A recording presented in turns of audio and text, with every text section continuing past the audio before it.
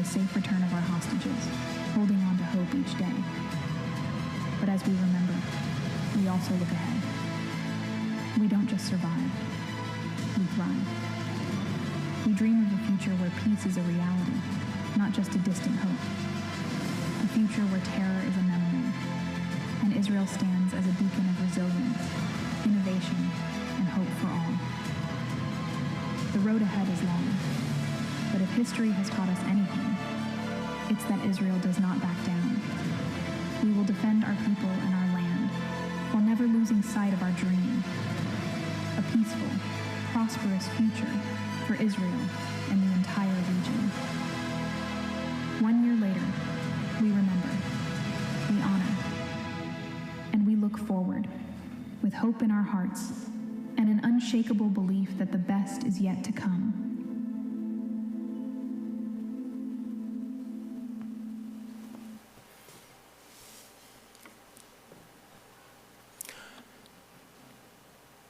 Good evening. My name is David Fisher, and I am the interim CEO of the Jewish Federation of Greater Atlanta. To be completely honest with you, I had personal remarks prepared for you this evening, and then I received a text message from a friend of mine in Israel right before Rosh Hashanah. It's a mother. She happens to be the mother of 2 soldiers who are active in the IDF. I decided to share her text with you instead, if I may. I am generally willing to physically wrestle for the privilege of hosting holiday meals, the comforting pleasure of an extra long holiday table, set with the special tchotchkes and dishes littered with once-a-year celebrations, the planning and cooking and serving company, the post-meal games, and the wipeout on the couch, and at least 36 hours later, the clean countertop and return to order. This year, I can't bear the thought of any of it. All I can think of is the hostage families and the bereaved families, including those devastated families who are joining that unfathomable nightmare tonight as I write and we learn of the first terrible casualties in Lebanon and the victims of the brutal terror attack in Jaffa last night. May their memories be a blessing. 16 more destroyed families. I have no wishes for a happy new year. It strikes me as so callous even to write or think the word happy. I struggle to respond to blessed, beautiful, genuine good wishes. The discord between my abundance and everything around me makes my ears ring and my stomach turn. The sadness makes it hard for me to move. I hope we have a year, just a regular, normal one, doing regular, normal things. This will be a great privilege and a blessing that the families of the bereaved will have lost forever. The only way we have a chance of reclaiming any part of such normalcy here is when the hostages return. May this be the last day before the hostages return home. May we have a new year. It is in this vein that it is so important that we have all gathered here tonight. I want to recognize all of our federal, state, and local elected officials that are here with us tonight, members of the Consular Corps and other dignitaries, as well as the many who are with us tonight of other faiths who have stood alongside of us since October 7th and still stand with us today. We are greatly appreciative of your friendship. Sandy Springs Mayor Rusty Paul could not be here with us this evening, but he sends his heartfelt regards and prayers for the state of Israel. And I want to share just an excerpt from a proclamation he signed today on behalf of our community. Now, therefore, I, Russell K. Paul, by virtue of authority vested in me as mayor of Sandy Springs and on behalf of City Council, do hereby proclaim October 7th, 2004 as a day of remembrance and encourage all citizens to honor the memories of those whose lives were taken too soon. Acknowledge the pain endured by those injured during the attack.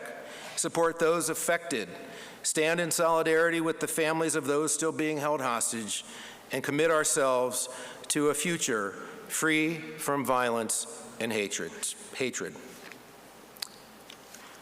We now call upon many of the clergy from our community and heads of our organizations present with us tonight to join me on stage as we sing the national anthems, which will be followed by remarks and Yisker by Rabbi Peter Berg, Senior Rabbi of the Temple.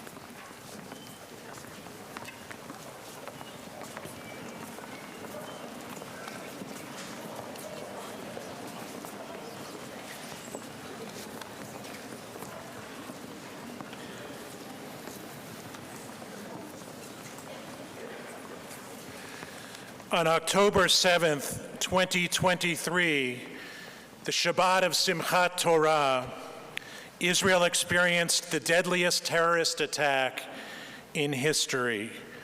At 6:29 in the morning, under a heavy barrage of rocket fire, thousands of Hamas terrorists invaded Israel and disabled the early detection system along the fence that separates the Gaza Strip from Israel. Riding on vehicles and equipped with weapons, they infiltrated IDF bases, kibbutzim in the Gaza envelope, and the nearby towns. By air and by foot, they made their way to Re'im Park, where thousands of Israelis were partying at the Nova Music Festival. Sticking to meticulous plans, they took control of the main roads, making it difficult for Israeli first responders to approach the area and attack anyone who tried to escape. Everywhere they reached, the Hamas terrorists displayed unimaginable brutality. They murdered senior citizens, women, and children indiscriminately, entire families. They raped, they mutilated bodies, they looted everything they could get their hands on, and before leaving, set homes and property on fire, in addition to burning people alive. Hundreds were taken hostage to the Gaza Strip. We should be clear tonight. Hamas is an extremist, intolerant, misogynistic, anti-LGBTQ, autocratic, theocratic terror organization who executes Palestinians who speak out against the Hamas regime, who punishes girls and women with beatings if they resist the patriarchal order. They embedded themselves densely in populated civilian cities, situate the headquarters under hospitals, use schools and civilian homes to store weapons, ferret its fighters inside ambulances, and fire rockets from community centers and mosques. On that fateful day, 1 year ago, the State of Israel and the IDF were caught off guard. It was late afternoon before large organized IDF forces reached the communities that were under attack. Operating under impossible conditions, they displayed unmatched heroism and engaged the terrorists. Only after 48 long hours of bloody combat did they manage to completely eliminate the threat. That was one of the finest moments of many people who acted from their hearts and their conscience while risking their own lives. Some did not survive. It was one of the finest hours of Israel's civil society, which from the brink of disaster on October the 7th, joined forces immediately. Of men and women on the front lines and on the home front, of Israelis and Americans who live in the diaspora, who suddenly felt the ground ripped beneath their feet.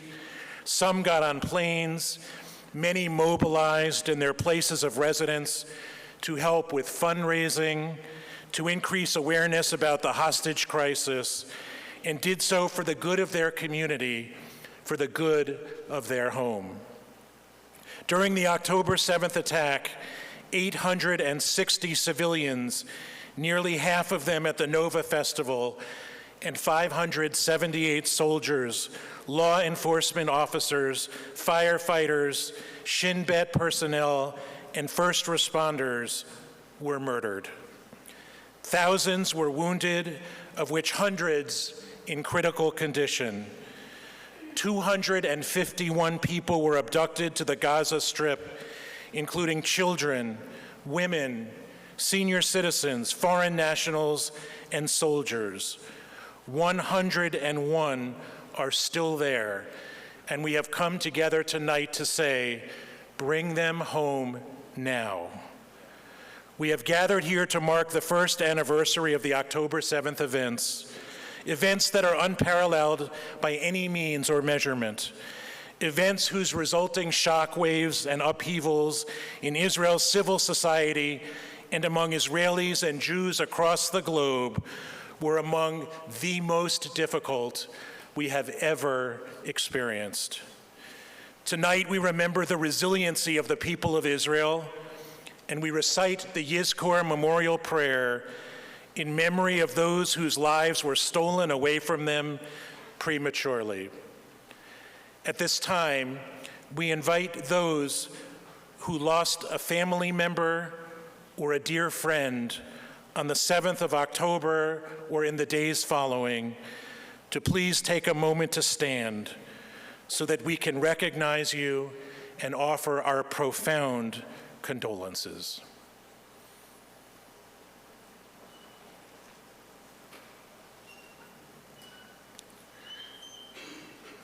And now, together as one kahal, we join in standing as one Atlanta Jewish community as we recite the Yizkor prayer for the people of Yisrael.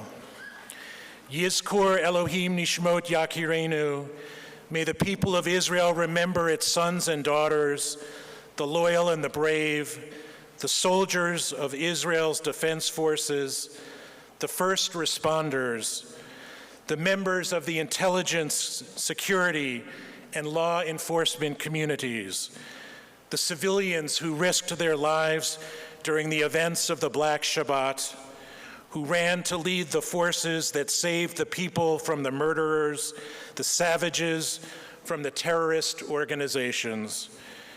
May Israel remember and be blessed by its offspring and mourn the radiance of the youth, the preciousness of the bravery, and the sanity of the will and the self-sacrifice.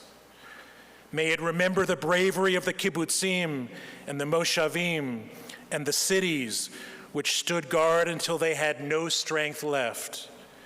May it remember the officers who led the forces, the soldiers, the father and mother who with their bodies defended their families but were unable to save them. And let us say together, Amen.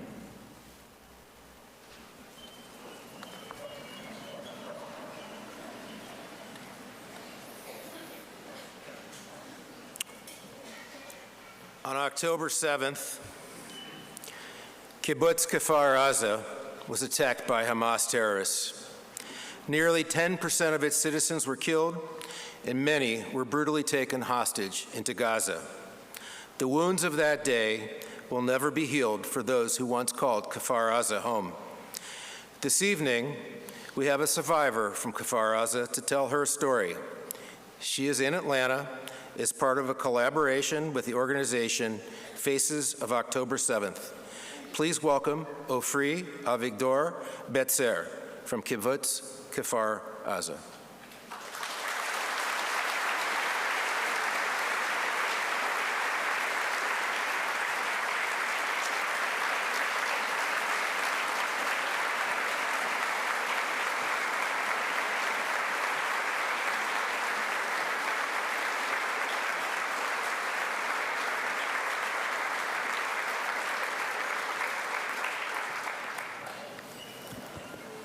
Thank you very much.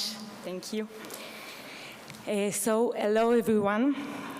My name is Ofri, and before I begin to tell our story and share a bit about myself, it is important for me to say that I am standing here today in front of you, overcoming many of my own fears, especially speaking in English, for three main reasons.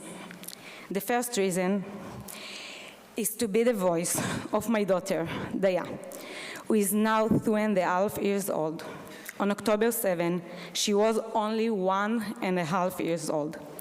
At such a young age, she had to face the devil and experience a horrific event that I wouldn't wish upon anyone. The second reason is to be the voice of the 101 hostages who have been in the Hamas captivity for 1 year. We must not forget them, and we must do everything to bring them home now.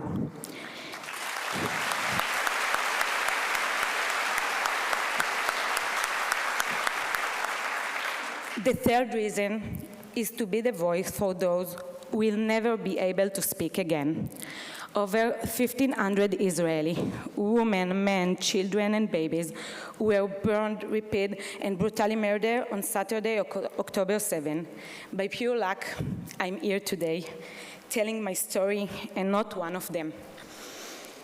So, I am Ofri Avigdor Betzer. I am 31 years old from Kibbutz Kfar Aza. I'm married to Guy, and I'm a mother of Daya and Yara.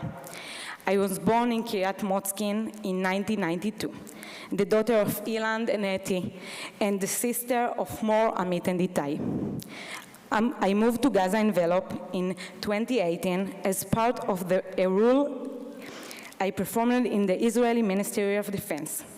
That same year, I met my partner, Guy, who was already living in Kibbutz Kfar Aza, and together we decided to live in Kfar Aza. After a year of living in this amazing kibbutz, we decided this was the place where we wanted to raise our children and build our home. In 2021, we finished building our house in the kibbutz, and in 2022, our first daughter, Daya, was born. On the morning of Saturday, October 7, we were at home. Guy, Daya, our two dogs, and I, who was in my 9 months of pregnancy. At 6:29 a.m., like most of Israeli, we ran to the safe room in our home. At that point, we didn't realize how close the terrorists were to us. We heard a lot of gunfire, but we thought a battle was happening at the military base near our home. We never imagined the attack was targeted at civilians. During the first hours of that Saturday, we stayed in the safe room without food or water, using our daughter's toy box as toilet, waiting for calm message saying the army had the situation under control. We kept receiving a message about friends who had been killed or injured, and about terrorists being all over the kibbutz, with strict orders not to leave the safe room. At 2 p.m., the terrorists came to our house. 4 of them managed to enter our house. The place that was supposed to be the safe for us. For 3 hours, the terrorists were in our house, trying to open the door every few minutes, sleeping in our bed, eating food from our fridge, and resting. Around 4:30 p.m., we were connected and told that rescue forces were on their way to us, and that as part of the operation, the Air Force will drop a missile on our house to try and drive the terrorists out without risking us.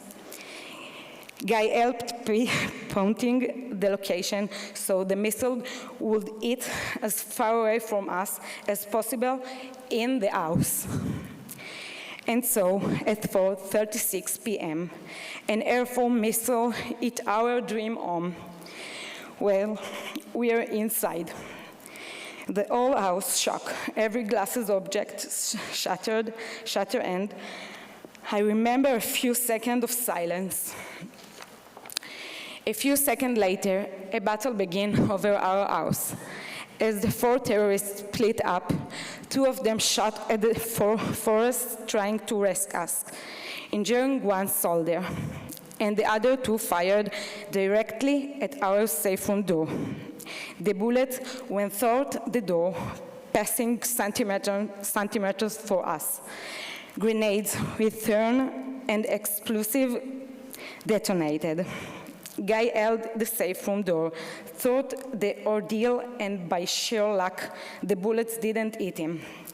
I held Daya, who was screaming and crying without stopping, while trying with all my energy to open the stuck window.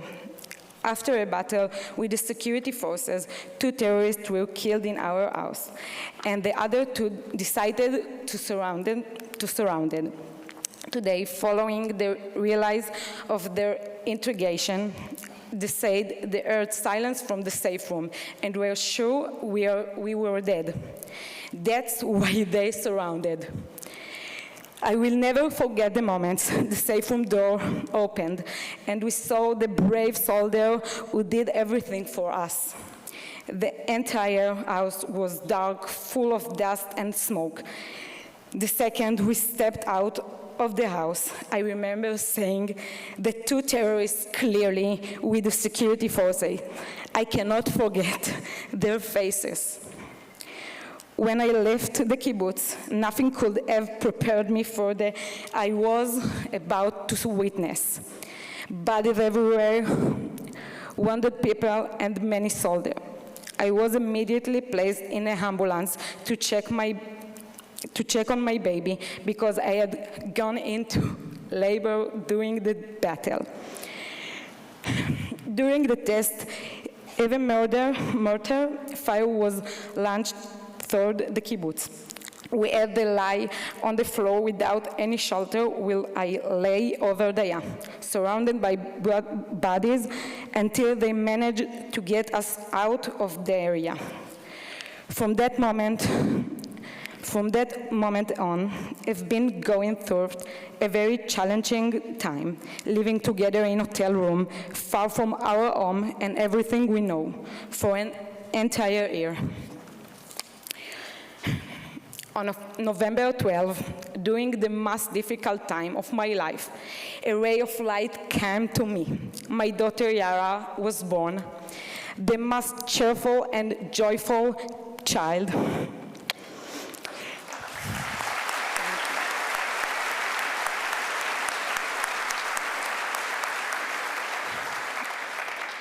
She made me realize how powerful life is, how many reasons there are to live and be happy. And she turned us into parents to two amazing daughters. At the end of August, we decided that we wanted to return to our beloved place. We understood that returning to our kibbutz wasn't an option, as our house was completely disastered. So we decided to rent a house in Kibbutz Or, located about 10 minutes from Kfar Aza. Although we are not in our home, it feels like the closed weekend before now. And we are grateful to the security forces who do everything so that we can live there. We hope with all our heart that the security situation will allow us to return to our home. But above all, without the return of all our hostages, Kfar Aza will not be able to heal, and as country will not be able to recover. There is nothing more important than our hostages who are suffering every single day.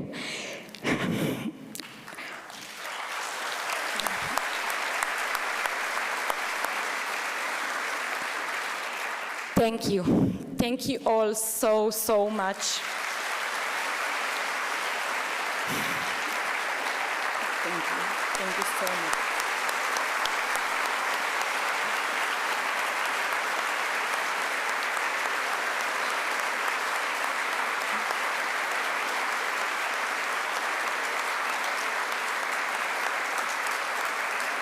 Thank you all so much for listening and for the intervention to come here and speak in front of you, to share their story and our story, and to remember every day that there are still 101 hostages in Gaza, and we must do everything to bring them home now, bring my friends back home.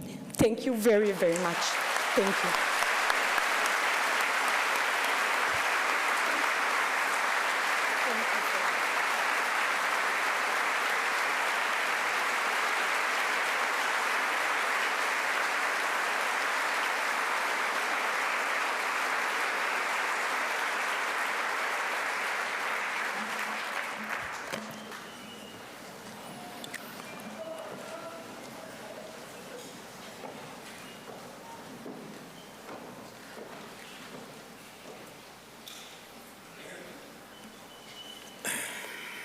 Please turn your attention to the screen for a special message from Georgia Governor Brian Kemp and First Lady Marty Kemp. This is Governor Brian Kemp. And I'm First Lady Marty Kemp. On behalf of the state of Georgia, we want to join you in remembering the tragic events that took place in Israel on October the 7th, 1 year ago today. Along with Israel's allies around the world, our hearts broke as nearly 1,200 civilians were senselessly killed in those terror attacks. Georgia will always be proud to stand with Israel, and we must ensure that an attack like this never occurs again. We continue to pray for the safety and return of those still held hostage and for the many families who continue to mourn a lost loved one. As we look back on the past year, rest assured that Georgia is just as committed to supporting our friend and ally as we were a year ago. We send our prayers for a memorable event honoring those lost and those still waiting to come home. May God continue to be with them, with the nation of Israel, and all freedom-loving people around the world.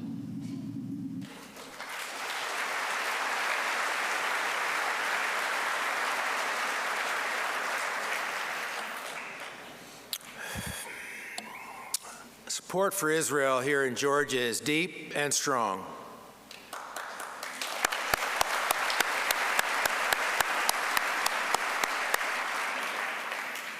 We have 6 bipartisan members of Georgia's congressional delegation with us here tonight.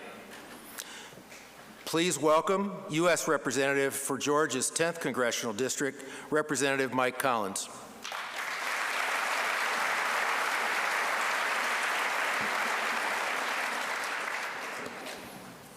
Thank you. It's an honor to be here with you tonight, and I want to offer my sincere condolences to the hostages' families and those who lost family or loved ones during the October 7th terrorist massacre by Hamas 1 year ago today. Tonight we remember those lost and come together to ensure that these heinous acts never happen again. The horror committed that day serves as a constant reminder that the evil that our enemies wish against us, but they miscalculated. Instead of bringing Israel to her knees, Israel and her allies are standing up, fighting back against the perpetrators on October 7th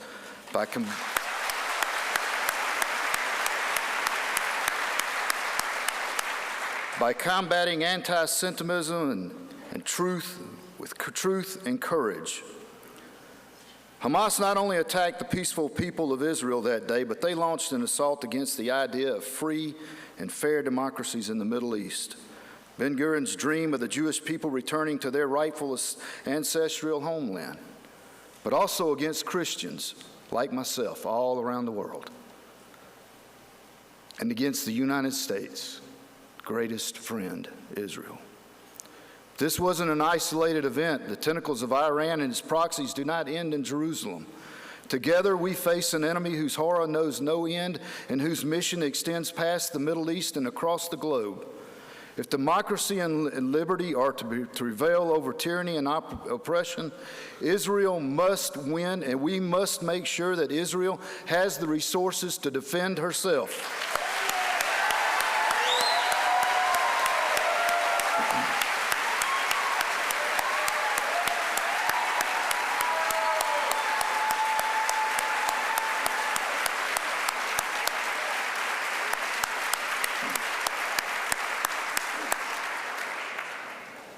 As we gather here tonight to remember those lost and the impact that this day has had on the world, know that you are not alone.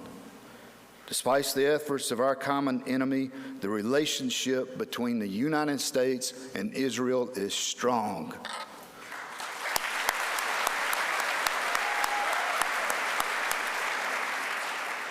May their precious memories always be a source of strength and a blessing to us all. Amen.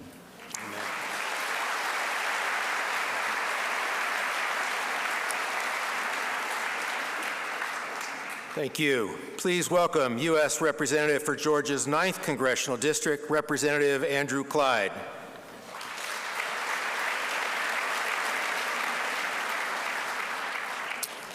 Thank you. Good evening. As a representative for Georgia's 9th Congressional District, it's a privilege to be here tonight on the first remembrance of the horrific October 7th terrorist attack, to solemnly honor those whose lives were taken, to herald the bravery of those who stopped the attack, and to show our unwavering support to Israel and the Jewish people. 1 year ago today,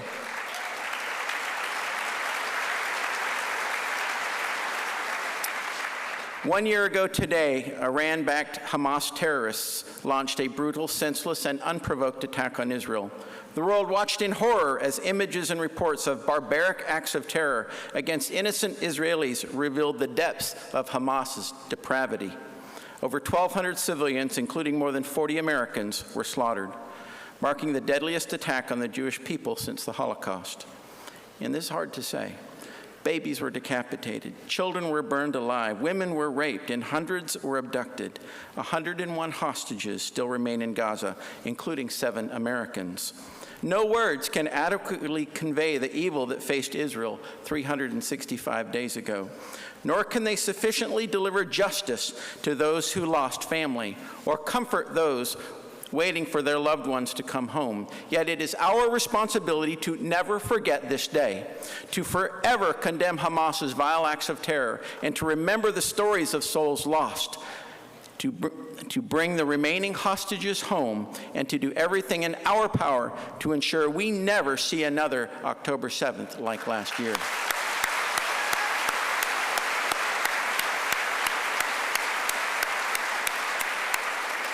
Our world is at a critical inflection point. Over the past year, we witnessed a dire escalation of violent aggression across the region. Yet Washington, D.C. has not done everything that it could. Israel currently has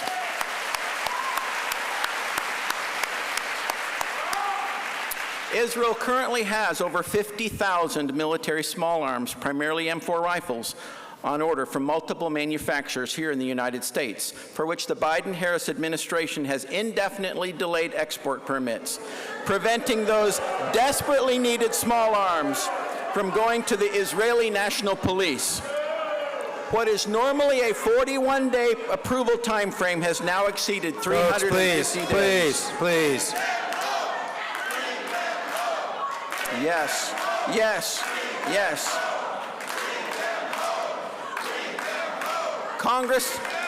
Congress has demanded their release to Israel, but the current administration still refuses to approve these permits. So tonight, I am again calling on President Biden to reverse course and, in the name of saving Israeli lives, to immediately approve these small arms exports to Israel.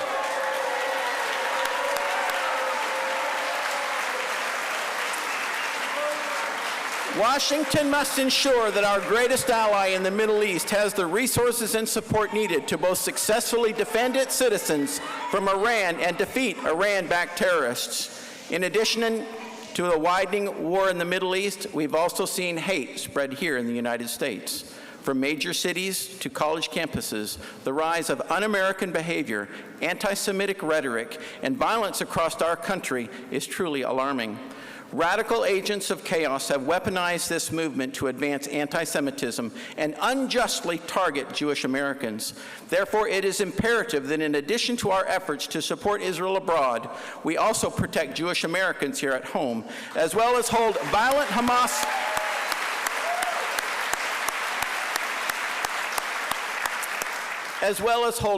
Hamas sympathizers accountable to the fullest extent of the law.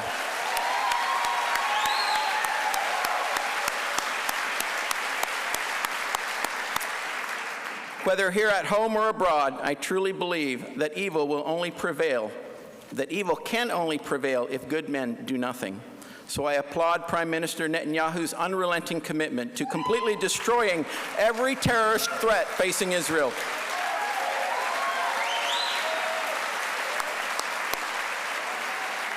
Peace can only be achieved through strength. Please continue to pray for Israel's safety and success in this ongoing war against terrorism. May God protect Israel, and may God bless the United States of America. Soli Deo Gloria. Thank you.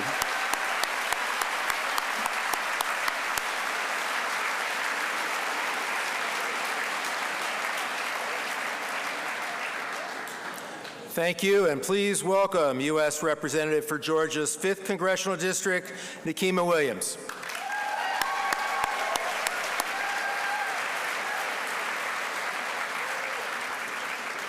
Good evening, everyone.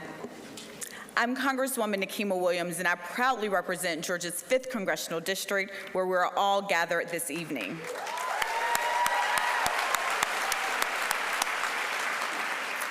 Today marks 1 year since the horrific terrorist attack by Hamas that led to the death of nearly 1,200 and the kidnapping of more than 240 people from Israel. 3 weeks to the date, my husband and I had just visited the same region, right in the very kibbutz that was targeted by Hamas. So this really hit me deeply when I heard the news of the attacks on October 7th. On this solemn day, we embrace the families of the remaining hostages still captive in Gaza and join the entire world in mourning and honoring the innocent lives lost on October 7th. And 1 year later, as the co-chair of the Congressional Caucus on Black-Jewish Relations, I continue to stand in solidarity with Jewish communities around the globe.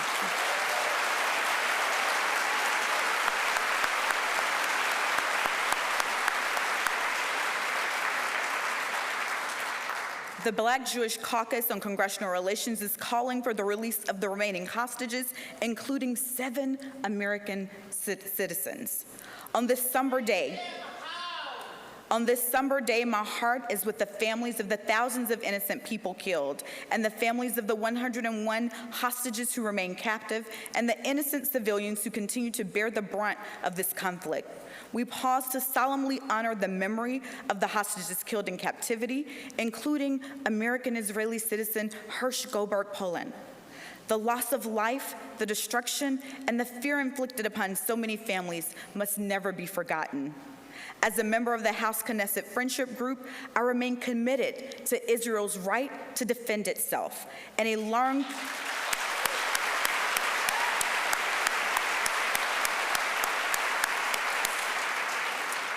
long-term solution protecting civilian lives and bringing peace and stability to the region. I continue to stand with you today and into the future until we get this settled once and for all so that we can live in peace in our communities, domestically and abroad. Thank you.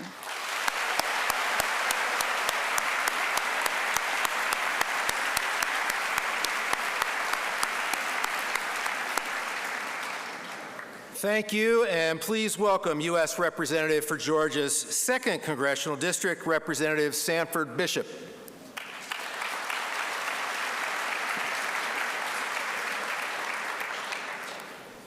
Good evening. To my friends of the Jewish faith, Lashana Tova.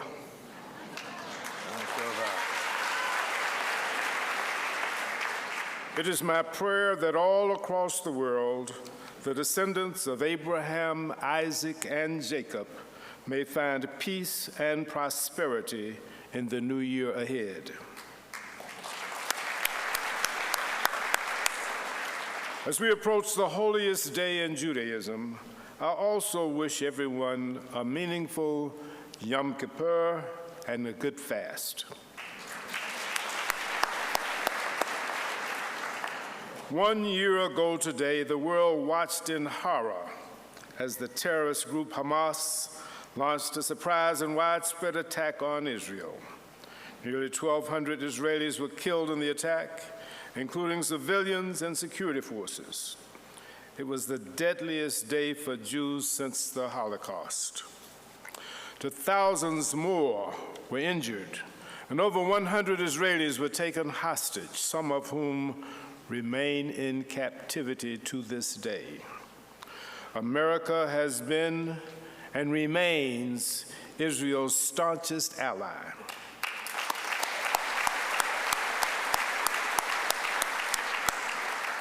Our country is steadfast in its support for Israel's right to exist, and we continue to stand shoulder to shoulder with Israel in the protection of its people.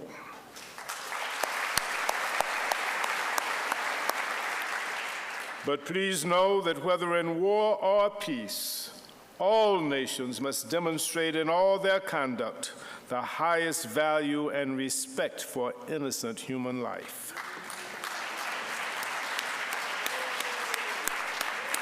In launching its attack on October 7th, Hamas not only took the lives of innocent men, women, and children, it also undermined the very aspirations that we all shared for peaceful coexistence in what we in the Judeo-Christian culture call the Holy Land. In memory of those who were murdered in the heinous attack by Hamas on October 7th, we must never allow those who pose an existential threat to Israel to succeed.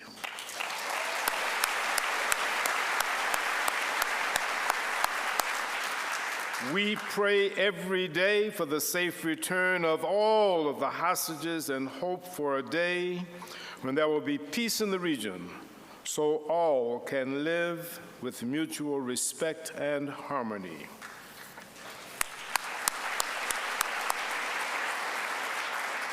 I will always be committed to supporting Israel's right to safely exist, and I will continue my work in Congress to ensure that the United States stands firm in this commitment.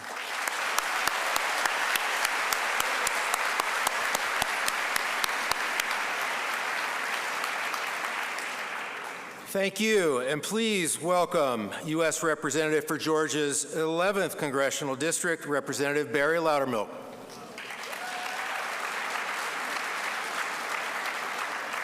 Thank you all for putting this on.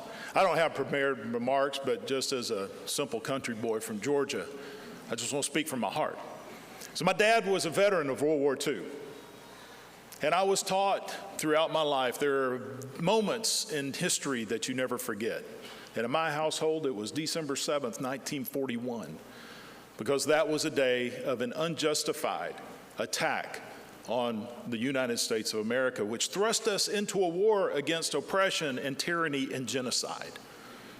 And we defeated those forces. September 11, 2001 is another day that we found a new type of warfare of terrorism. A justified attack against the United States of America. And I believe October 7 is the same. An unjustified attack against the state of Israel, our closest ally in the Middle East and one of our closest allies anywhere.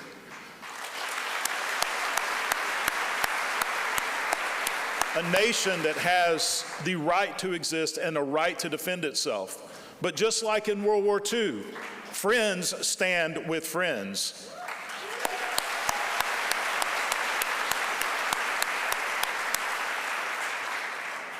And we're fighting the same thing that we fought in World War II, and the war on terror is an unjustified attack with genocide in mind. And we must stand as a world community, and this is what I can't understand. I can't understand why the world doesn't show the same outrage that those of us here.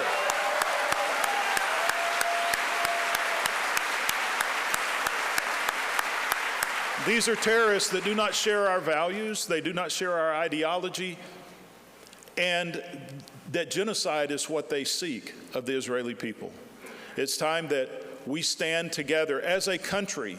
We have the resources that we can bring those hostages home, and we should use that to the fullest extent of our ability and continue to support Israel financially and with the weapons that they need to defend themselves. God bless you, God bless Israel, and God bless America. Thank you.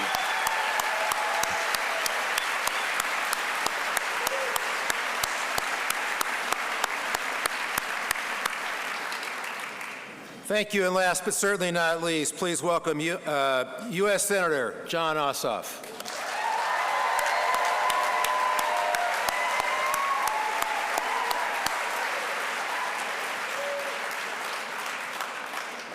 Good evening.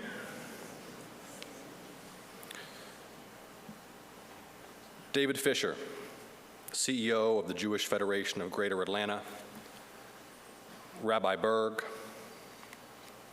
members of Congress, Consul General, I so appreciate the invitation to join you this evening as we honor the innocent children, women, and men who were killed, wounded, and abducted on October 7th, 2023, 1 year ago today. I know many in this room and across our community are closely connected to the amazing Goldberg-Poland family. And there are probably some Ramat Doron alumni here in this room.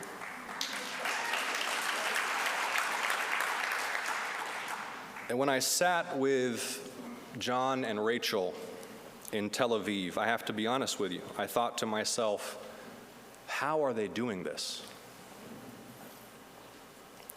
They would have been forgiven for drawing the blinds and getting into bed and sitting in despair.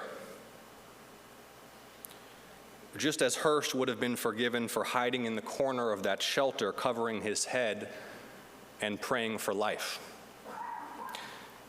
Instead, Hirsch fought to save not just himself, but all those sheltering with him, as he threw grenade after grenade back out of the door until his arm was severed.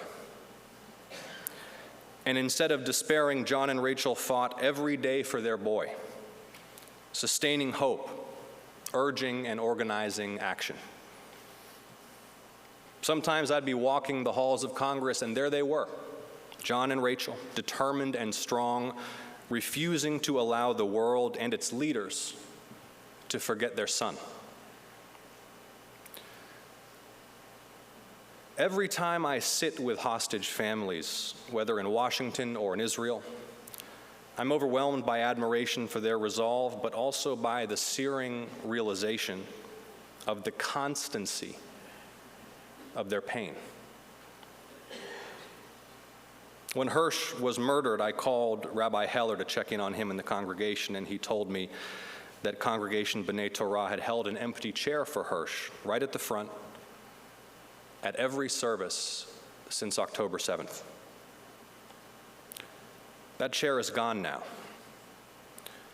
but Hirsch's memory will be eternally a blessing, and his story and his heroism will be told and told for generations to come.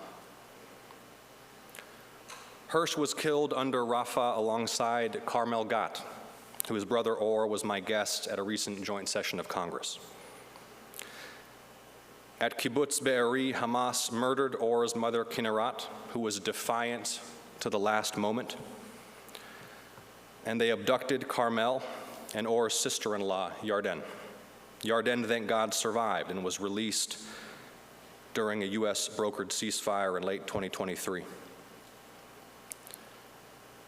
Like John and Rachel, as I sat with Or, I was overcome by the recognition that for the families of those killed and abducted, their first thought each morning and every thought, every moment for the rest of that day is of their loved ones, gone or in captivity. They cannot forget, and we must not forget.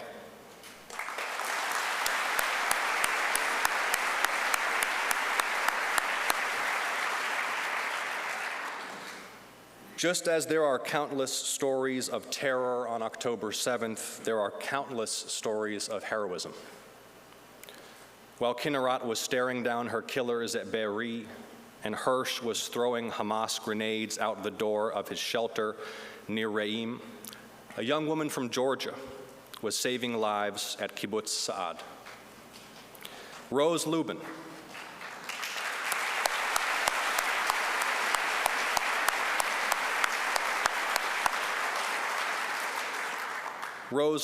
of Vanderlyn Elementary, Peachtree Middle School, and Dunwoody High, had made Aliyah and become a soldier. She often visited close friends at the kibbutz, and she was there last year on Simchat Torah when Hamas attacked. Rose fought heroically to protect the kibbutz, which was successfully defended and suffered no casualties. But 1 month later, Rose was killed in the line of duty in a knife attack in Jerusalem. After speaking with Rose's family, I wrote a resolution which unanimously passed the U.S. Senate to honor her life. Like Orr, like Rachel and John, Rose's parents, Robin and David, cannot forget, and we must not forget.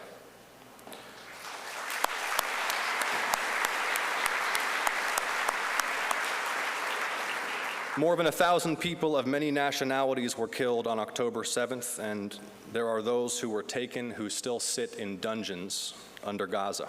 And as I said on the Senate floor after the attack, for Jews, these events call to mind the Einsatzgruppen SS, the Nazi death squads who hunted and massacred our relatives across Eastern Europe 80 years ago. The slaughter of Jews at such scale and with such cruelty reopened deep Jewish wounds suffered throughout our history. In the year that has followed, thousands more have died. Tens of thousands more have been wounded, and millions have been displaced. For Jews marking Rosh Hashanah and the high holidays, we are in a season of renewal and reflection. But for people of all faiths and nationalities in the Middle East, it has been and remains a year of suffering and fear. I still believe that in the long arc of history, peace and security and freedom are possible. Indeed, they are essential. And as I serve our state in the Senate, I will remain relentlessly focused on the security of the American people and our nation, and on the safety of American service members deployed abroad. I am honored and privileged to represent you. My team and I are always available to you to provide service and to hear your concerns. Consul General, tonight, all Georgians pause to mourn and to honor those who suffered such unspeakable horror 1 year ago. Thank you for bringing us together.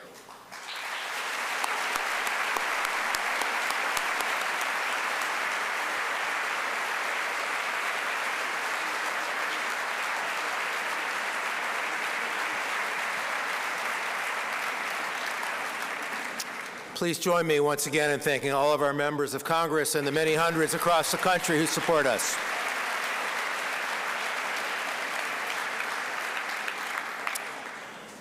Alon Penzel is the author of the recently published Testimonies Without Boundaries, Israel, October 7th, 2023, which is now available in Hebrew and English worldwide. This is the first and only thorough, explicit, and verified record of firsthand accounts of the atrocities carried out on October 7th, 2023 in Israel. Here to read an excerpt from his book, Testimonies Without Borders, is Alon Penzel.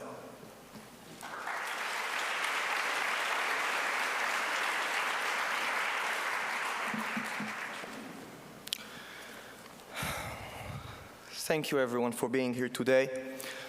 So, only 2 days ago, thousands of pro-Hamas protesters were marching at a rally in Manhattan, completely denying the atrocities that were carried out by Hamas.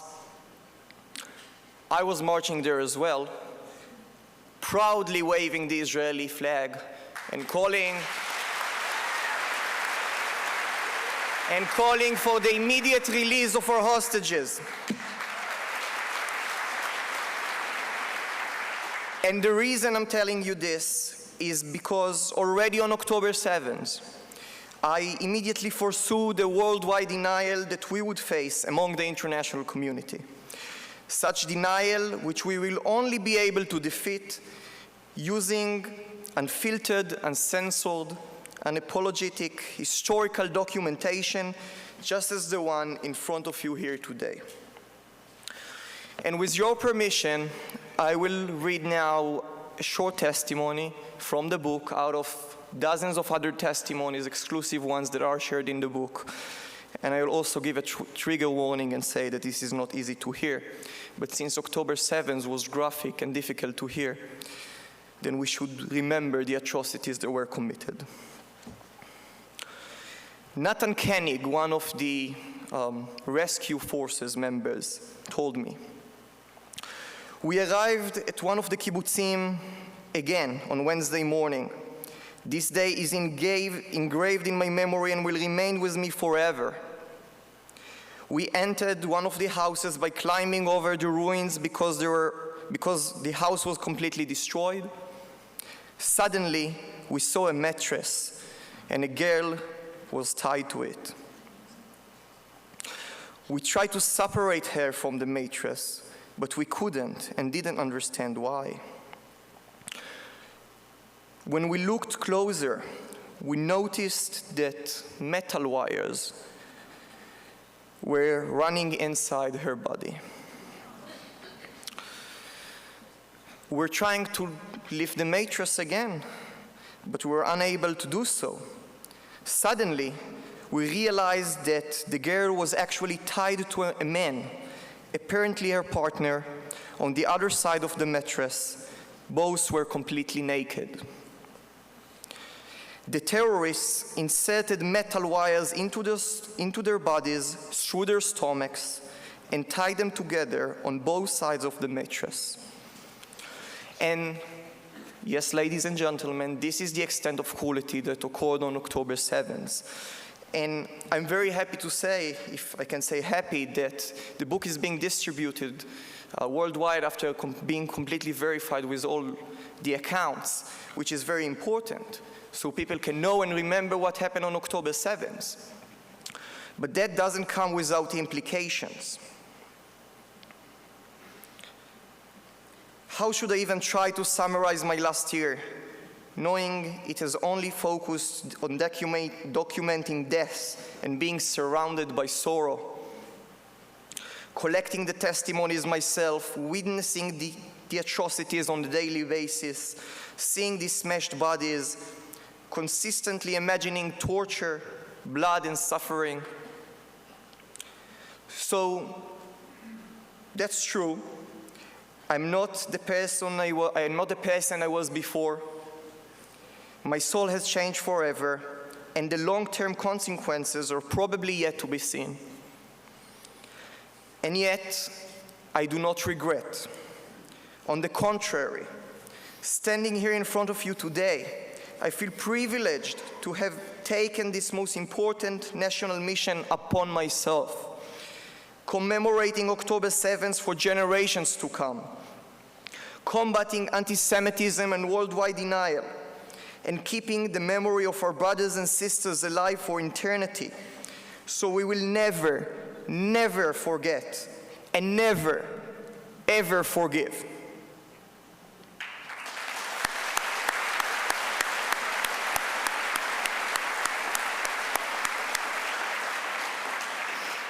Thank you.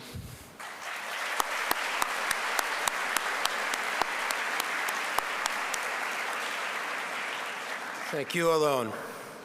Amitai Ben-Zvi was murdered in the massacre on October 7th. He was 80 years old.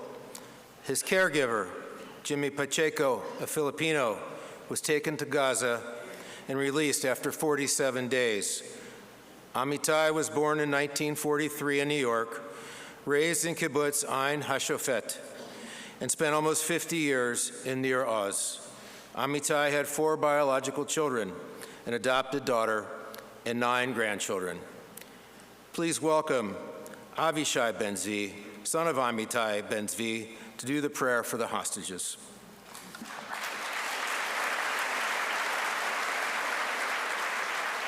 תפילה לשבויים והחטופים. יהי רצון מלפניך, אדוני אלוהינו ואלוהי אבותינו, שתחזק ותשמור ותנצור את אחינו בית ישראל, השבויים והשבויות, בעבור שאנו מתפללים בעבורם. הקדוש ברוך הוא, ימלא רחמים עליהם, ישמרם מכל צרה וצוקה ומכל נגע ומחלה, וישלח ברכה והצלחה בכל מעשי ידיהם, יוציאם מחושך וצל מוות, וישיבם מהרה לחיק משפחותיהם, ונאמר אמן. אחינו, כל בית ישראל, הנתונים בצרה ובשביה, העומדים בין בים ובין ביבשה, המקום ירחם עליהם ויוציאם מצרה לרווחה, ומאפלה לאורה, ומשעבוד לגאולה, השתה בעגלה ובזמן קריב, ואמרו אמן. Amen.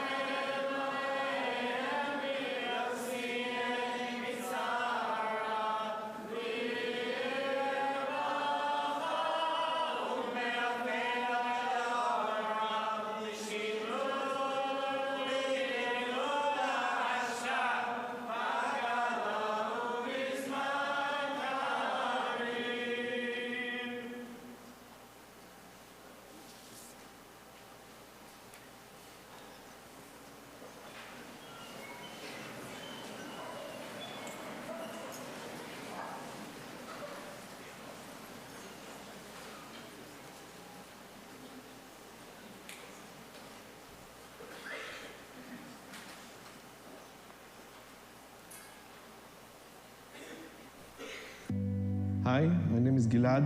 I'm Tal's father, Tal Shoam. My name is Edith Oil, and I'm Alon Oil's mother. Hi, everybody. I'm Aviva Siegel, Keith Siegel's wife. My name is Malki Shem Tov. I'm the father of Omer Shem Tov.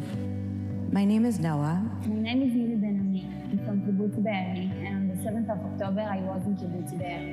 Mi nombre es Itzik Horn. Soy el papá de Yair Horn, de Itan Horn. It's been a year now, and I still find it so difficult to comprehend the fact that my uncle, Gadi Moses, who turned 80 in captivity and who is a peace activist, is actually a hostage. My name is Nama. I'm the sister of Omri Miran. Omri was kidnapped from his home in Kibbutz Nahal Oz in front of his wife and two little girls. My name is Eli Albag, the father of Liri Albag. She is a soldier that kidnapped from Nahal Oz. I want to say thanks to everybody that's supporting us, that helping us, to the family, and it's helped us a lot to fight and to get up from the bed. Thank you very much. Thank you for your support. And I hope that very soon they will come back home. The return of the hostages will return the hope for our region. They have to come back. And you, with your voice and your participation in different protests and gatherings, is highly appreciated and important. Your support really let us wake up in the morning and continue the fight. And with you, it's much easier. Thank you very much. Your support gives us much needed energy to keep going and to keep fighting. What you're doing there, it's meaningful. It's very important to us. It's heartwarming. And we really, really appreciate everything. Your involvement shows that these hostages are not just posters. They're human beings with dreams and families who are suffering. Thank you so much for being with us with all your heart and doing everything you can. And just continue, please. We need you. We need anybody that can help. De todo corazón, gracias por lo que hicieron y gracias por lo que van a seguir haciendo. You gave me hope to keep going, and I know that I'm not alone. So thank you. It keeps us knowing that we are not alone. this is the biggest hug from overseas.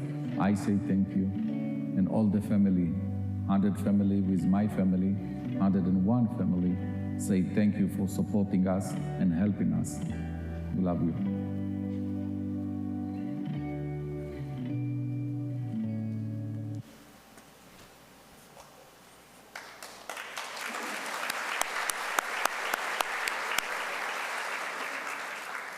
Please welcome Consul General of Israel to the Southeastern United States, Anat Sultan Doudan.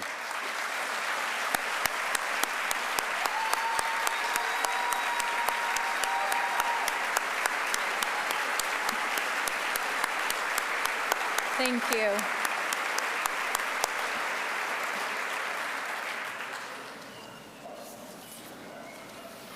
Our Jewish tradition teaches us the merits of forgiving and forgetting.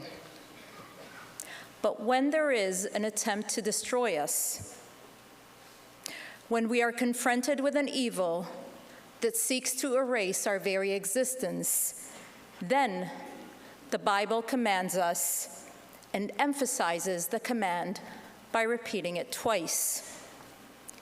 Remember what Amalek did to you. You shall not forget.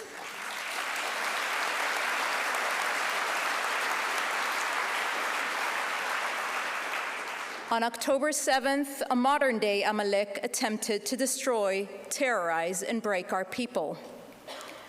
We will carry the scars from that day and from the ensuing war. But we also carry the knowledge that while they may seek to destroy us, we will not be destroyed. And our modern day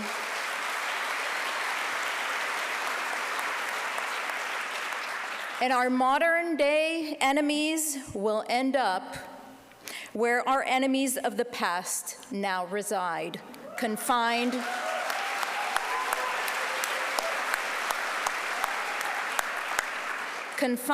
to the pages of history. Today, we are marking 1 year since the October 7th massacre, an attack that has forever changed Israel and our people. But although an entire year has passed, October 7th is not yet in the past. We mourn the 1,200 precious lives lost in the attack and our brave soldiers who have fallen in the war since then, while we also carry with us the ongoing pain of our brothers and sisters still languishing in brutal captivity in Gaza. For 101 men, women, and children savagely taken hostage by the Hamas murderers and rapists, October 7th is not over. They have been enduring hell for this entire year, day after day. In so many households in Israel, profound grief has defined this past year. While in others, so many are struggling to heal from physical injuries and from the trauma that accompanies them.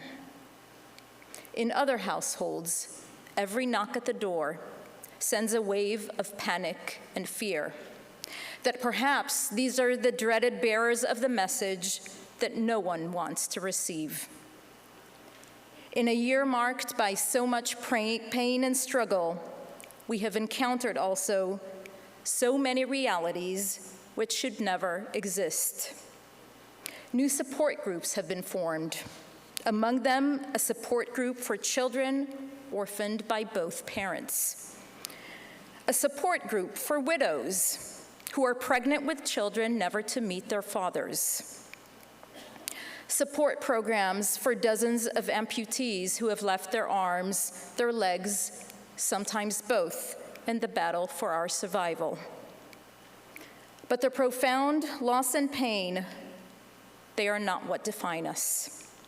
They are only a part of the story. What defines us is not the hits that we have taken, but our determination to get back up and fight.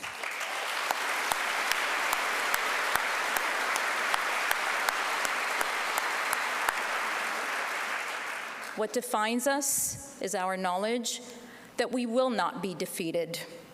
We are firmly grounded in our identity, in our peoplehood, in the legacy of generations of Jews before us who faced unimaginable adversities, and yet they survived, they thrived, they built, and they rebuilt.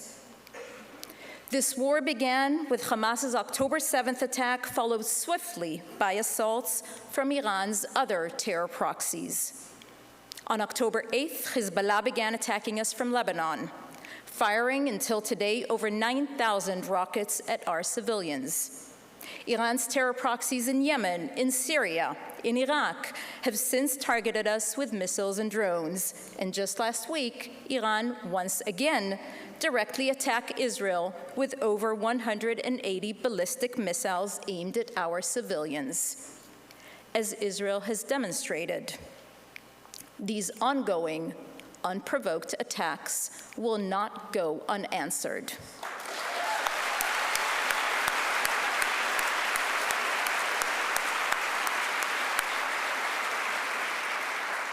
We will continue to strike any terror threat in order to ensure that we can safely tuck our children into bed at night, free from the threat of rockets or terrorists looming over them.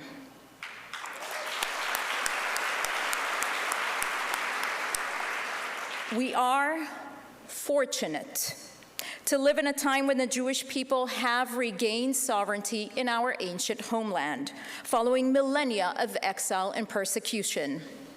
For generations, Jews dreamed of the day when we would have an army and be able to defend ourselves.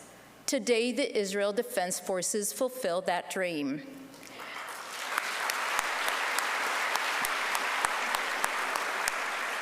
We have the power to control our destiny and the strength to defend our country and people. October 7th was a stark reminder that evil still exists, and that there are still those who continue to seek our destruction. Yet we are not powerless. Our people's strength and resilience shone brightly on October 7th and ever since. But while Israel has been at war for the past year, it is important to emphasize that this is not just Israel's fight.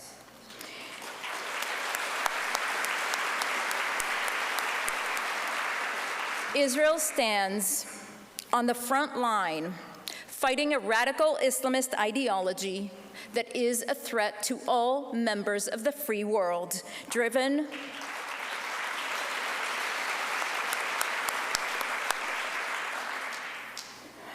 by the fanatic Iranian terror regime. Iran seeks a new fundamentalist regional order that it aims to promote through its many terror proxies.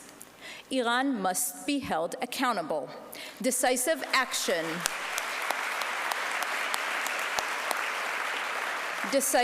action must be taken to prevent it from continuing to undermine regional and global stability and peace.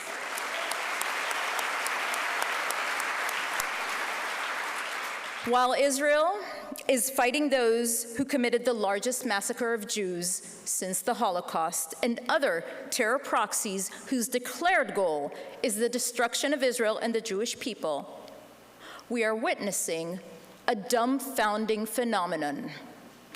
Rather than have the entire free world stand shoulder to shoulder with us as we fight this evil, which is an enemy to us all, we hear too many voices of shameful criticism pointed at Israel.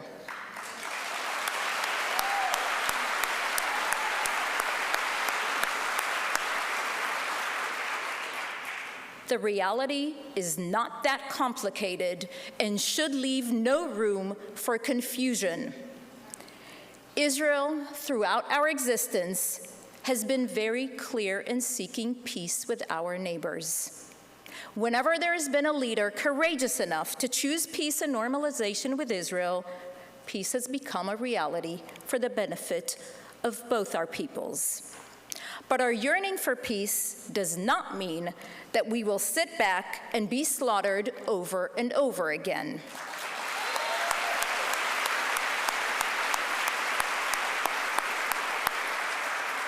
Our survival in ensuring that there is a future for our children comes first.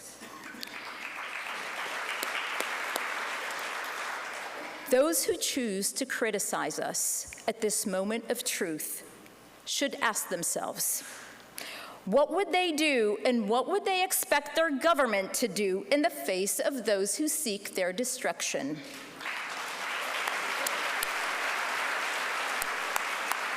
Israel is doing and will continue to do that which is the right and duty of any sovereign nation: protect our country and our people. And if that does not win us a popularity prize, so be it.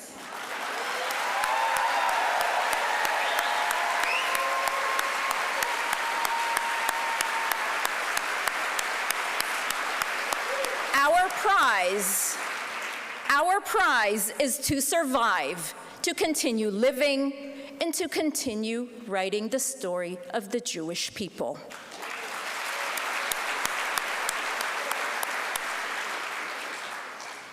At this difficult time, we know that we do not stand alone. Israel has no better ally than the United States. And the incredible support that we continue to receive is well reflected in the presence of all of those who are joining us here this evening. Our Jewish brothers and sisters, our Christian friends, elected officials from both sides of the aisle, and many more friends. Thank you. Thank you for your moral clarity and for standing with Israel when it matters most. Thank you for taking part in fulfilling the biblical commandment of remembering and not forgetting. As we remember today the 1,200 beautiful lives taken on October 7th, we honor their memories by ensuring our continued survival and by not resting until all 101 hostages are back home.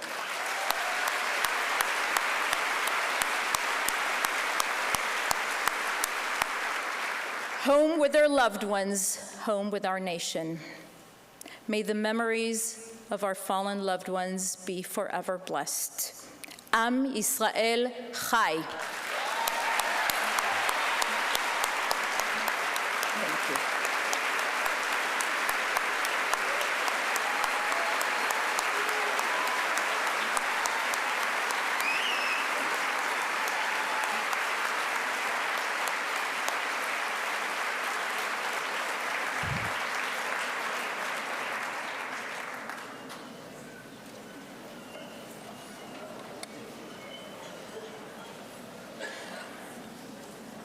Wow. Orit Tashoma is an Israeli spoken word artist and a bama, visiting performing artist in Atlanta. She is here to share one of her spoken word pieces.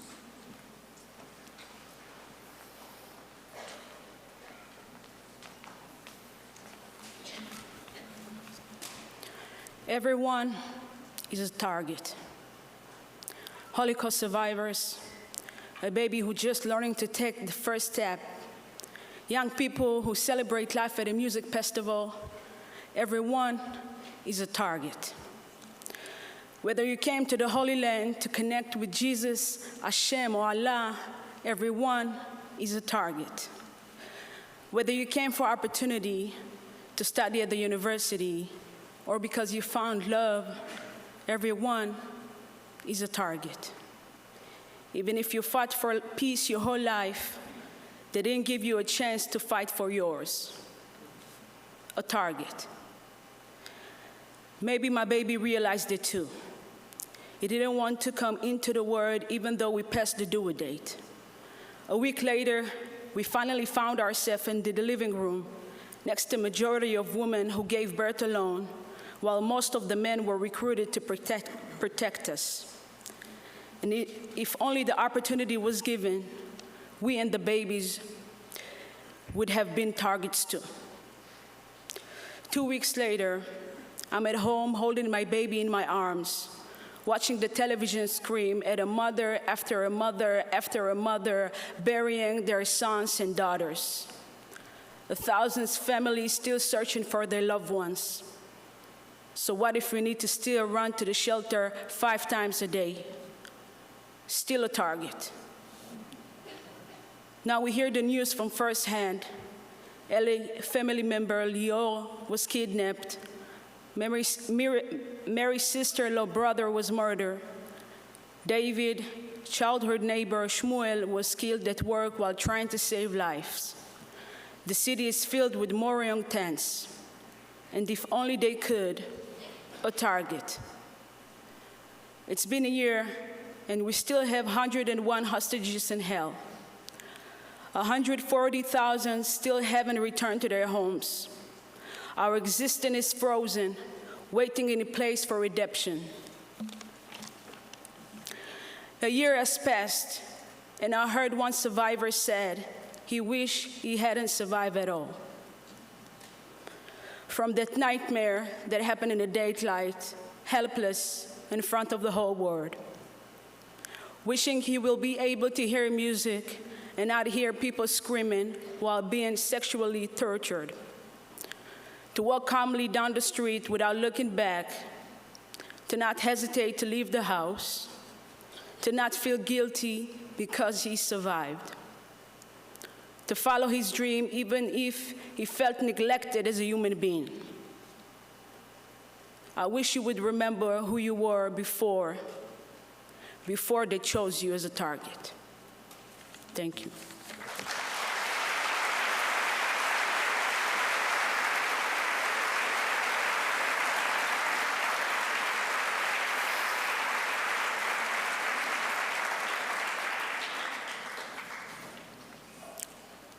This is not getting any easier. Patricia Heaton is a 3-time Emmy Award-winning actress and producer, and is most well known for her role in the award-winning show Everybody Loves Raymond and The Middle. She has been married for 32 years to actor-director David Hunt, with whom she shares 4 sons. She is an ambassador for the Christian relief organization World Vision, and Patricia recently authored her highly acclaimed book, Your Second Act, Inspiring Stories of Transformation. In the aftermath of October 7th, Patricia started a nonprofit and is the founder of O7C, an organization which has turned into a movement calling on Christians and all people who believe in Western civilization and democracy to stand visibly and vocally against the rise of anti-Semitism. We are so blessed that she is here with us, helping to stand boldly with the Jewish community, most recently standing vocally as the lone celebrity voice outside the encampments of Columbia University in New York City in May.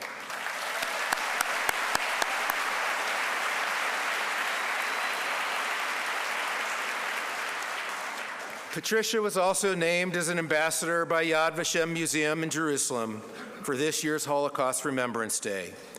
Patricia works tirelessly to advocate for Israel and boldly calls on Christians, on all Christians, to do the same. Please welcome actress, a supporter of Israel, and dear friend to Jewish communities around the world, Patricia Heaton.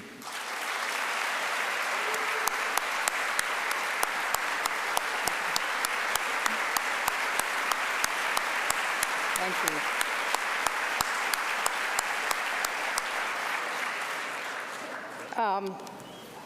Thanks for having me. I want to thank the Consulate General, Anat, and it's been an honor to get to know you this year and work with you and your team. And And I have to say, it's been 1 year also since I've been working with my partner Elizabeth, who's here, who is the machine and the engine behind the October 7th Coalition. It wouldn't be happening without her. So I just want to thank her publicly for putting everything together. It's hard to know how to really begin. 1 year ago today, we were just living our lives, raising our families. We were enjoying our careers, contributing to our communities, and all the while, this evil, radical, psychopathic Islamic terrorists were plotting a second Holocaust against Israelis and against Jewish people everywhere. And this is a day that has changed all of us forever. Now, a year ago today, I was in between jobs, and I was asking God, what do you want me to do in this new phase of my life? I never imagined it would be creating a nonprofit to rally Christians to support the Jewish people, but He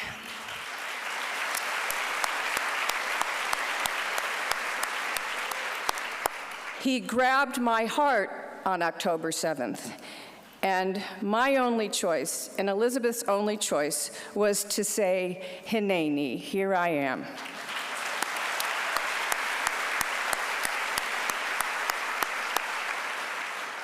And so the October 7th Coalition, or O7C, was born.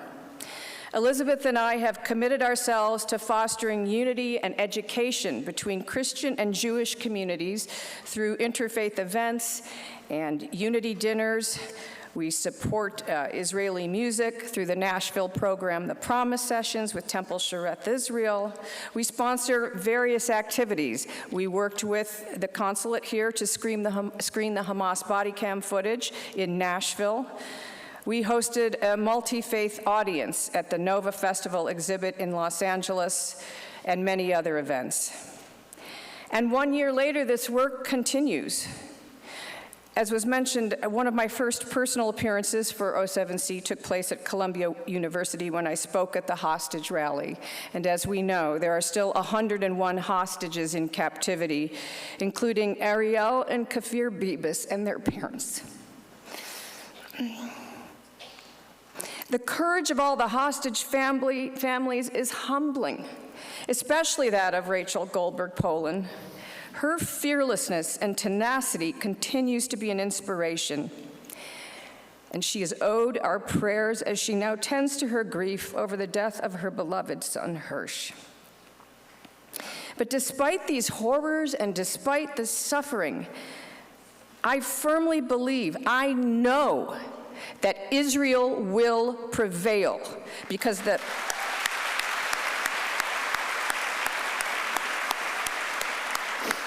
history of the Jewish people has been one of rising and flourishing wherever they find themselves, despite being attacked, scapegoated, and exiled.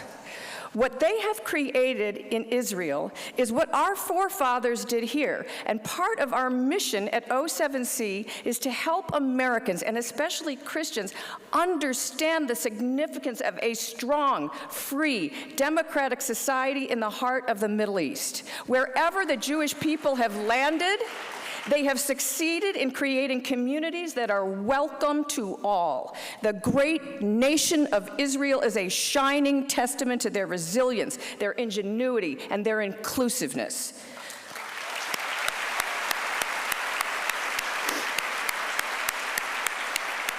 We stand here as free Americans in a democratic society because our forefathers founded this country on values based on our Judeo-Christian heritage. These values stand for the right of all human beings to live in a country that respects human rights, and today Israel and America are both places where those rights are fiercely protected.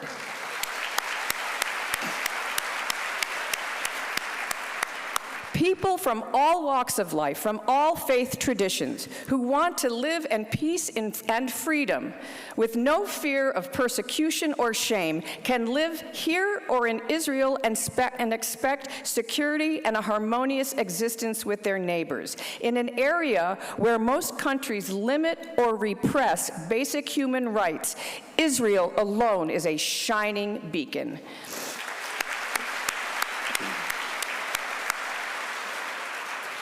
And let's talk about what this freedom has created in Israel. The freedom of expression and freedom to create has led to stellar military and technological advancement.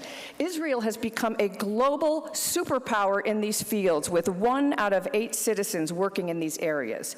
From medical inventions to technology that changes lives, like the exoskeleton that allows quadriplegics the chance to walk again, the flexible stent that revolutionized heart surgery, digestible cameras that make hitherto impossible diagnoses possible, firewall software that protects our data from dangerous cyber attacks, the first global instant messenger, the first USB drive, desert-friendly irrigation, and revolutionary navigation apps.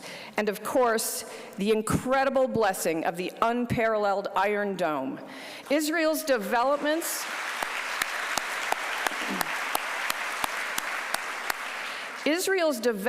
have changed the way we exist in the world for the better.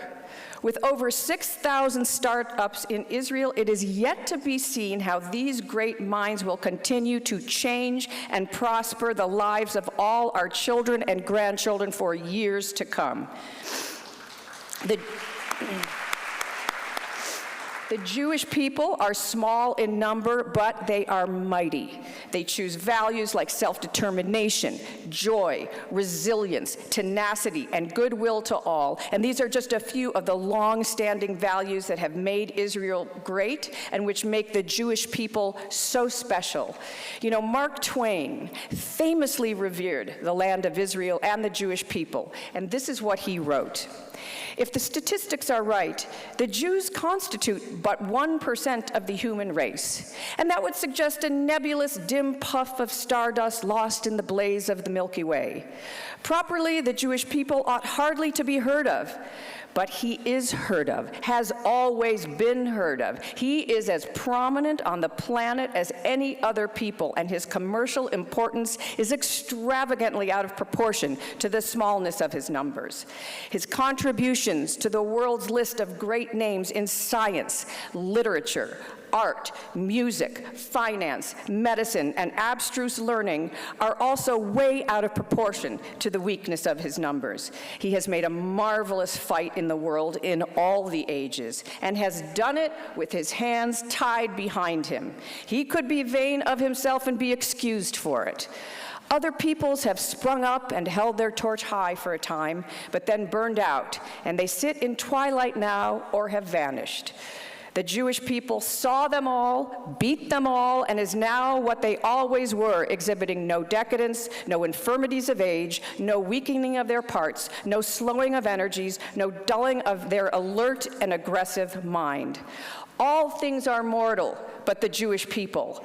All other forces past, but the Jewish people remain. What is the secret of their immortality?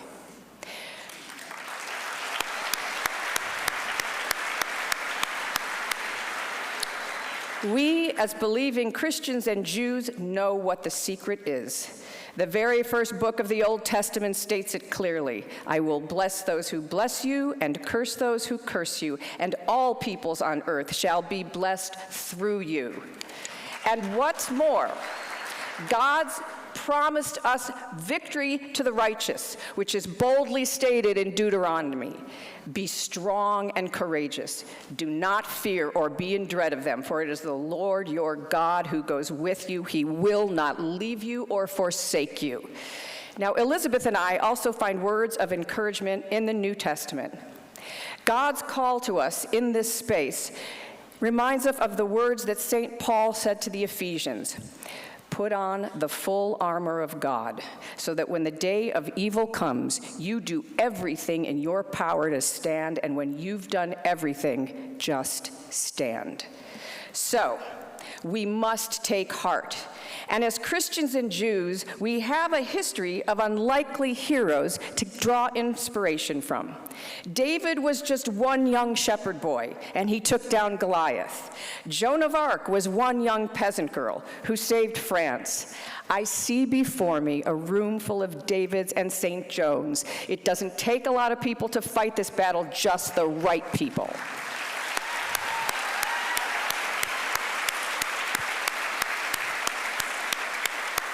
And right now, the people of Israel are the right people.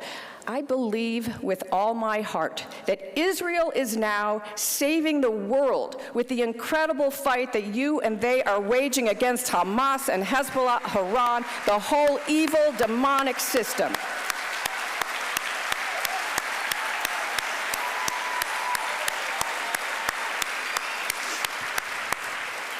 Israel has the courage, the brains, and the guts to do what no other country on earth is willing to do.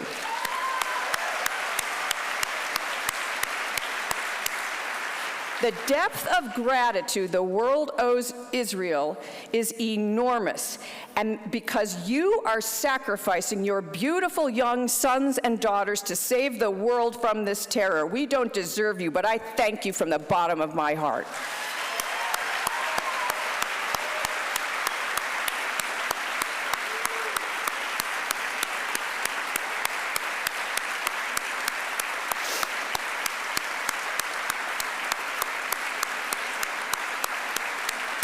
I just want to end with this. J.R.R. Tolkien wrote a beautiful speech in The Lord of the Rings, and it fits so aptly with where we are today. The hobbit Samwise says to his friend Frodo, "I know, it's all wrong. By rights, we shouldn't even be here, but we are. It's like in the great stories, Mr. Frodo, the ones that really mattered. They were full of darkness and danger, they were. And sometimes you didn't want to know the end, because how could the end be happy? How could the world go back to the way it was when so much bad has happened?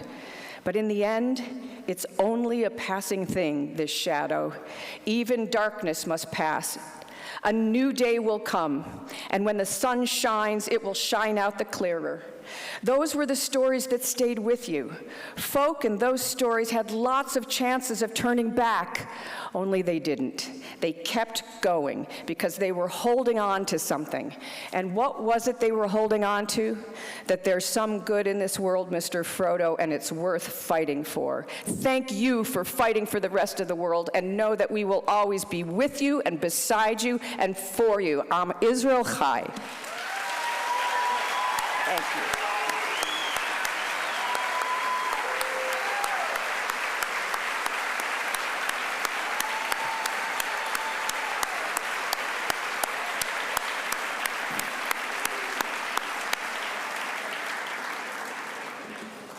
Patricia, I don't watch a lot of television, so I really don't know who Raymond was. But tonight, everybody loves Patricia, I'll tell you that.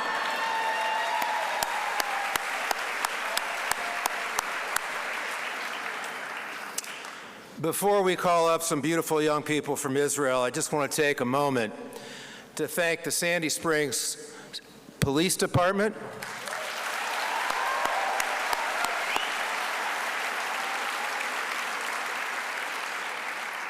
the police departments of many of our neighboring communities, and our entire security apparatus, and I hope you all can hear me outside as well.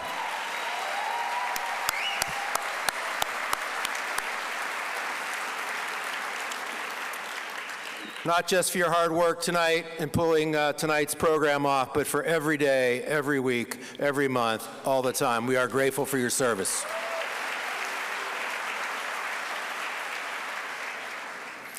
The Schoenbaum Shinshanim are Israeli teenagers who spend a gap year here in our community, teaching about Israel and building bridges before beginning their army service.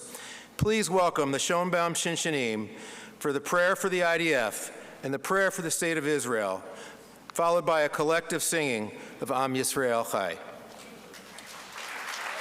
Please stand.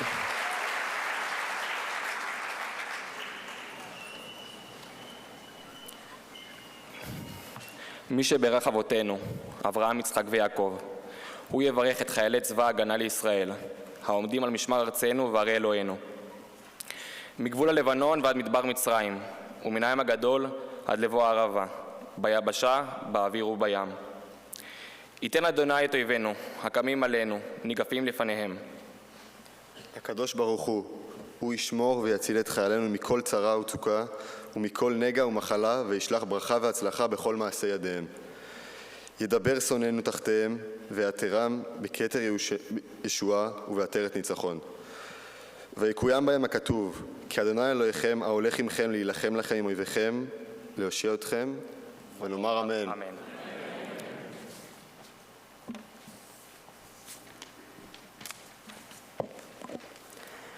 May He who bless our fathers, Avraham, Yitzchak, and Yaakov, bless the soldiers of the Israel Defense Forces in their standing guard upon our land and the cities of our God, from the border of the Lebanon to the wilderness of Egypt, and from the greater sea in the approach of the Arava, on land, in the air, and in the sea.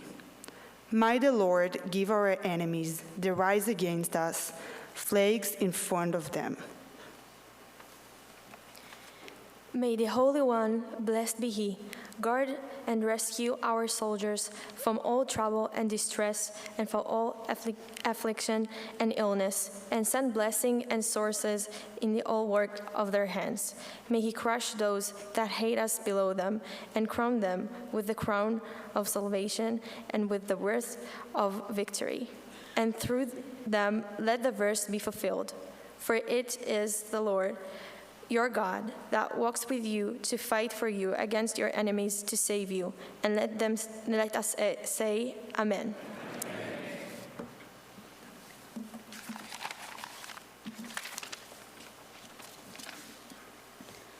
אבינו שבשמיים, צור ישראל וגואלו, ברך את מדינת ישראל, ראשית צמיחת גאולתנו. הגן עליה בעברת חסדך, ופרוס עליה סוכת שלומך. ושלח אורך ועמיתך לראשיה, שריה ויועציה, ותקנם בעצה טובה מלפניך. חזק את ידי מגיני ארץ קודשנו, והנחילם אלוהינו ישועה, ועטרת ניצחון תעטרם. ונתת שלום בארץ, ושמחת עולם ליושביה. ואת אחינו, כל בית ישראל, פקדנה בכל ארצות פזוריהם, ותוליכה מהרה, קוממיות, לציון עירך, ולירושלים משכן שמך, ככתוב בתורת משה עבדך. אם יהיה נידחך בקצה השמיים, משם יקבצך אדוני אלוהיך, ומשם יקחך. ואביך אדוני אלוהיך אל הארץ אשר ירשו אבותיך, הוא ירשתה. ויטיבך, והרבה מאבותיך. ויחד לבבנו לאהבה וליראה את שמך, ולשמור את כל דברי תורתך. ושלח לנו מהרה בן דוד משיח צדקך, לפדות מחכה קץ ישועתך. הופע באדר גאון עוזך, על כל יושבי תבל ארצך. ויאמר כל אשר נשמע באפו, אדוני אלוהי ישראל מלך, ומלכותו בכל משלה. אמן סלע.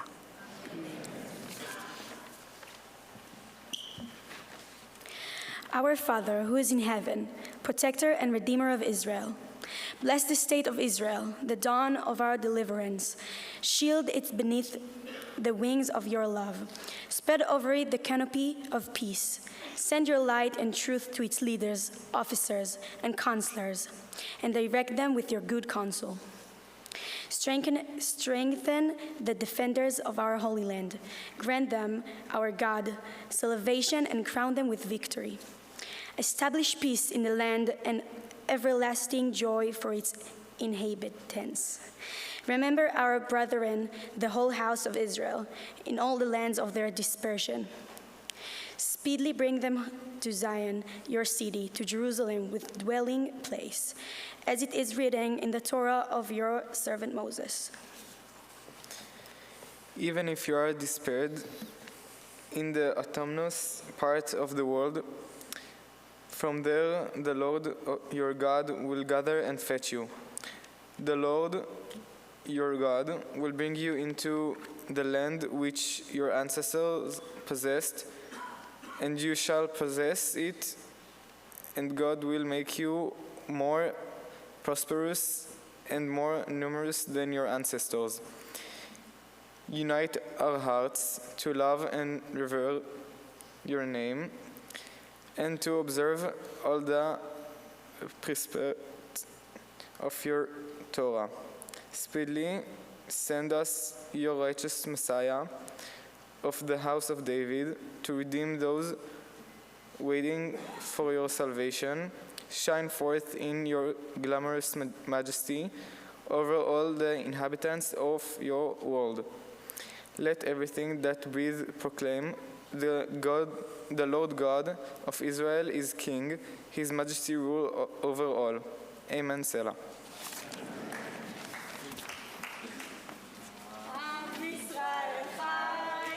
Am Yisrael Chai, Am Yisrael Chai, Am Yisrael Chai,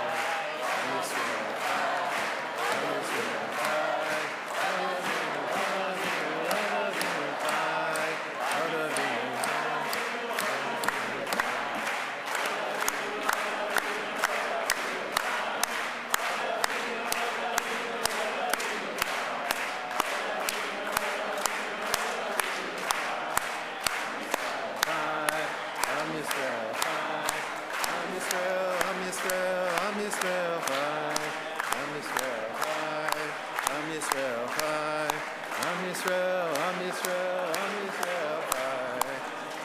This concludes our October 7th commemoration ceremony. Thank you all for coming, and good night.